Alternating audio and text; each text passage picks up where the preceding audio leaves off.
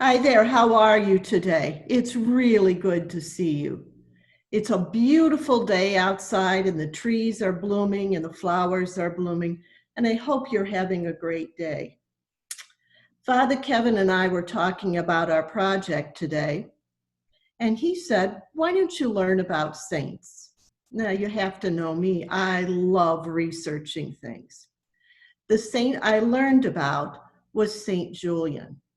The first thing I had to know is exactly what is a saint? Well, it's not a Bible character. A saint is a person that is a hero for God. Somebody that we know lives such a good life that they're going to heaven.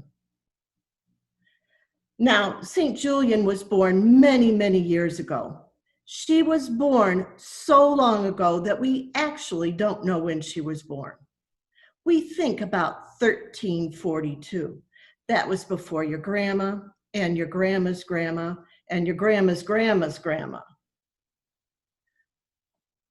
Now I have a picture here that shows you the world. If you look right here, that's England. She lived in England. Now, this is a map of just England, and if you look right here, Norwich, that's where St. Julian lived. Women at that time were not very important, so we really aren't sure what her name was. There's a church in that city called St. Julian's, just like our church is called Trinity. Her name might have been Julian or Juliana, or they might have just called her by the church's name. This is a statue of her right in front of the church. She lived in a time of another pandemic virus, just like the one we have now. It was called the Black Plague. Many people died, and there was no medicine, and there were no wonderful doctors and nurses like we have now. Poor Julian might have lost her family. She might have even gotten the Black Plague herself. One day she became so very sick that she had many dreams called visions. These helped her become closer to God. When she got better, she wanted to help other people. She wanted to teach them about God's love. Here's a picture of her. And you see the cat that she has here?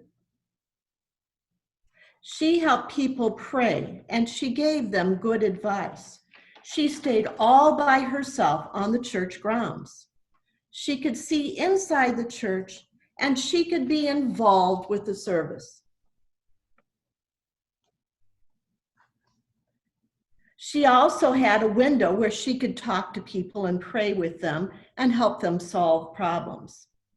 She couldn't have any family or friends with her, but she had her cats. They kept her company and they caught mice.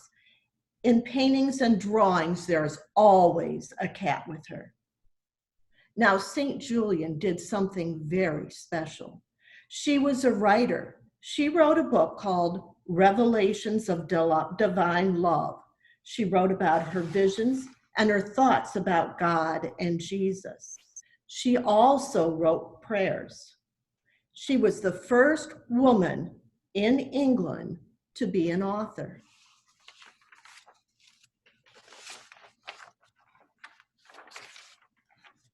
This is one of her most famous prayers. It goes like this: all shall be well, all shall be well, for there is a force of love moving through the universe that holds both of us fast, and God will never let us go. God is not judging us, but enfolding us with his love. What a beautiful prayer.